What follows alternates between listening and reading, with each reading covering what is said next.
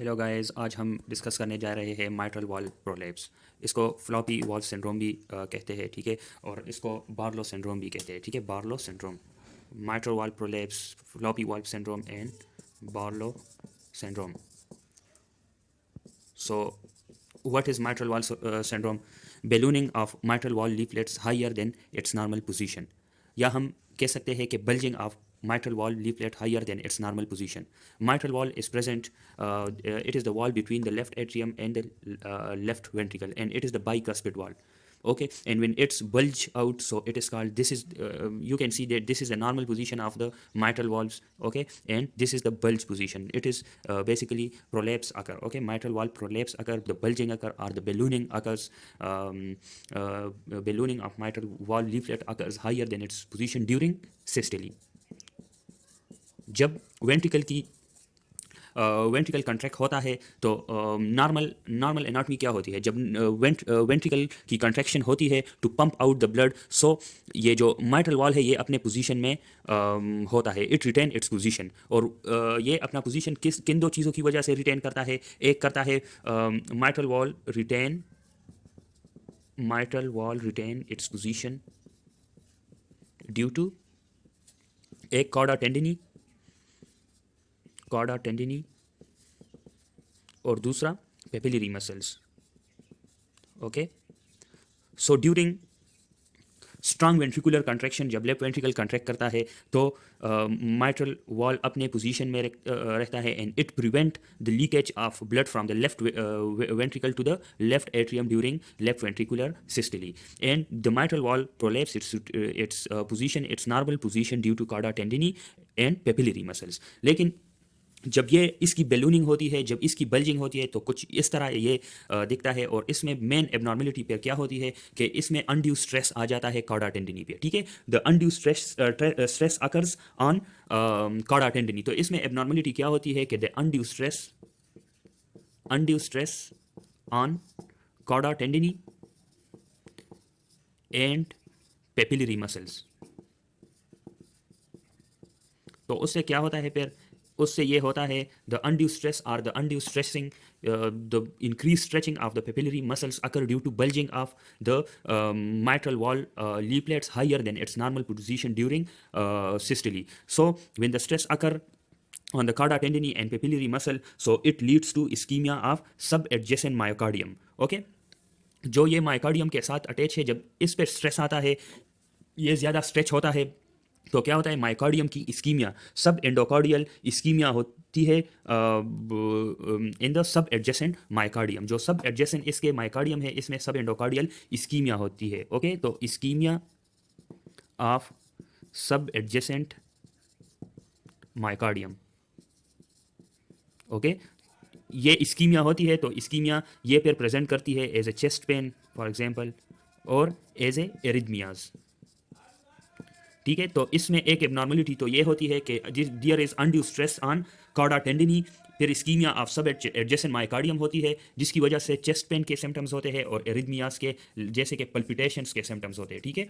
तो mitral prolapse में एक एबनॉर्मलिटी ये होती है, there will be undue stress on chordae tendineae and papillary muscles. फिर दूसरी जो एबनॉर्मलिटी इसमें होती है, जो इसमें मसला होता है, वो क्या होता है कि इसमें स्नैपिंग ऑफ कॉर्डा टेंडिनी होती है। जब स्नैपिंग ऑफ कॉर्डा टेंडिनी होती है इधर, तो इधर ये ब्लड, ये वॉल्स इनकम्पिटेंट हो जाते हैं, ठीक है। इनसफिशेंसी ऑफ वॉल्स होती है, तो उसकी वजह से ब्लड इधर से इधर लीक कर जाता है, and it leads to mitral regurgitation. So mitral regurgitation का एक बड़ा काज क्या है? Mitral valve prolapse. क्योंकि माइट्रल वॉल प्रोलैप्स में क्या होती है? There will be incompetency of valve leaflet जो है वो इनकम्पिटेंट हो जाते हैं, तो blood leaks from left ventricle to the left atrium, ठीक है। तो there is snapping of chordae tendineae.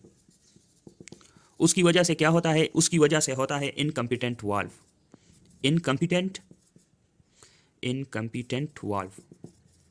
और उसकी वजह से माइट्रल रिगर्जिटेशन हो जाती है। It will lead to mitral regurgitation, ठीक है। एंड इसमें यह होता है कि फिर blood, for example when the blood leaks from the left ventricle to the left atrium, so it will also cause the mitral regurg हो गया। फिर इसमें यह होता है कि blood leaks from left ventricle to the left atrium. फिर as a result, the structural damage of the left atrium occurs. Structural damage, and it may lead to left ventricular heart failure.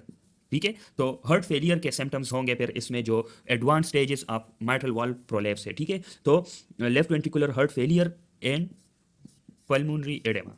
सही है, pulmonary oedema जब इधर blood leak होगा तो left atrium में, तो back flow की वजह से फिर लंग्स में भी जो अल्विलाई है उसमें भी ब्लड एक्यूमुलेट हो जाएगा, फ्लूइड एक्यूमुलेशन हो, तो pulmonary oedema and left ventricular heart failure. ठीक है, तो इसमें यही मसले होते हैं. फिर ये माइट्रल वाल्व प्रोलैप्स के कासेस क्या है. ठीक है, तो अब हम कासेस की तरफ आते हैं. माइट्रल वाल्व प्रोलैप्स के कासेस.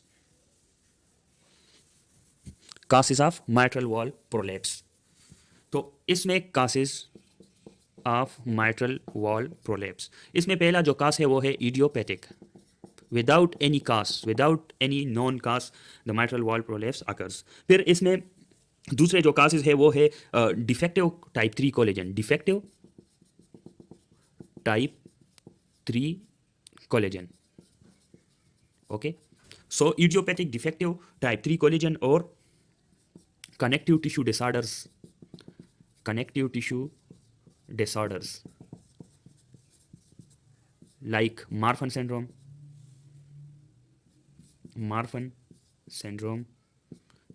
Ehlers-Danlos syndrome.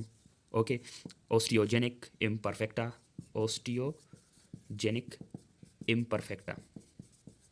Okay, so these are the causes of इसके अलावा autosomal dominant polycystic kidney disease. Autosomal dominant polycystic kidney disease में भी ये होता है. सही है, तो इसके ये कासेस हो गए. Idiopathic, defective type 3 collagen, connective tissue disorders like Marfan syndrome, Ehlers Danlos syndrome, osteogenic imperfecta, autosomal dominant polycystic kidney disease, ostium secundum, straight back syndrome से भी ये होता है. इसका एक कास straight back syndrome.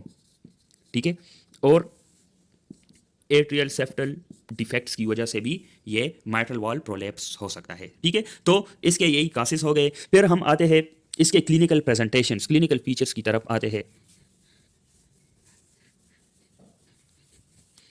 What are the clinical presentation of mitral valve prolapse. Okay, so clinical presentation, पहला तो ये जब अर्ली स्टेजेस में होता है तो it is asymptomatic and it is most common presenting clinical presentation of mitral valve prolapse. Most common is asymptomatic.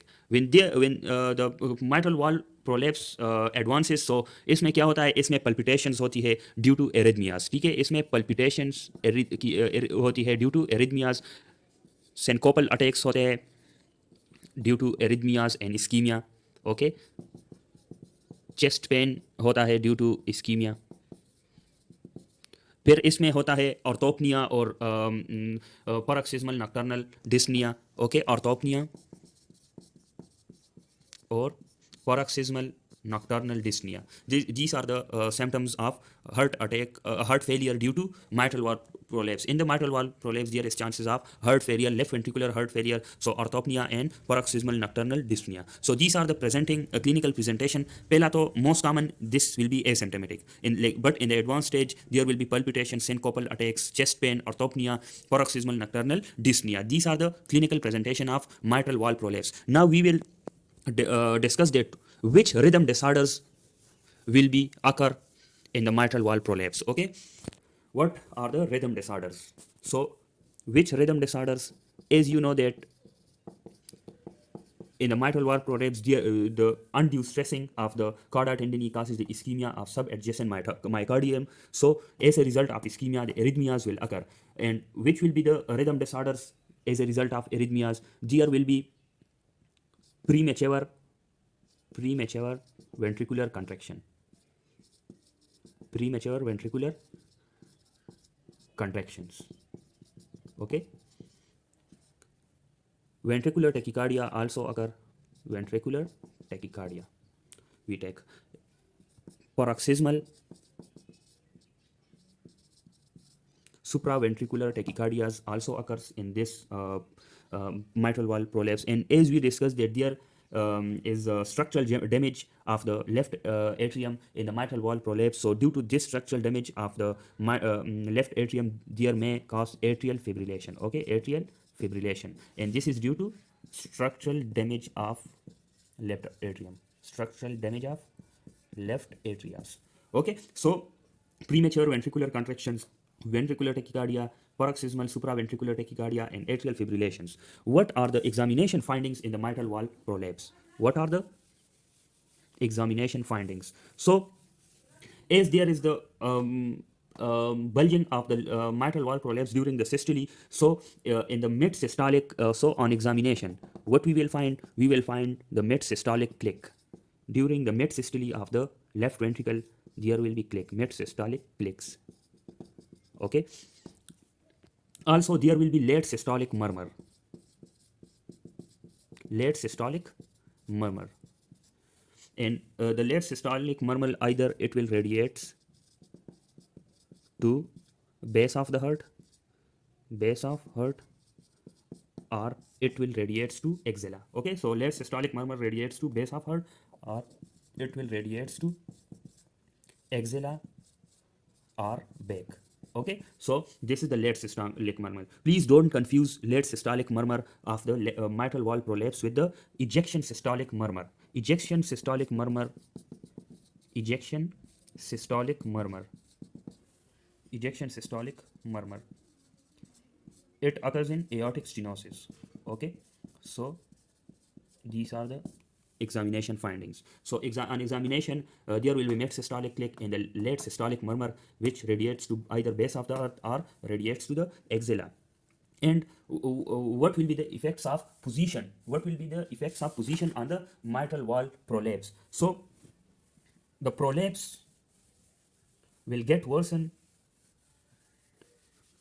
when the left ventricular size, when the cavity left ventricular or size of the left ventricle cavity is decreases. Okay, so it means there will be indirect relation. The prolapse is indirectly proportional to the size of cavity of left ventricle. Okay, so greater the left ventricular cavity, less will be the prolapse. Lesser the left ventricular cavity, greater will be the prolapse. So on standing, for example, on standing, there is decreased venous return to the heart. Okay, when there is decreased venous return to the heart, so the cavity size will be the less cavity size, and the duration of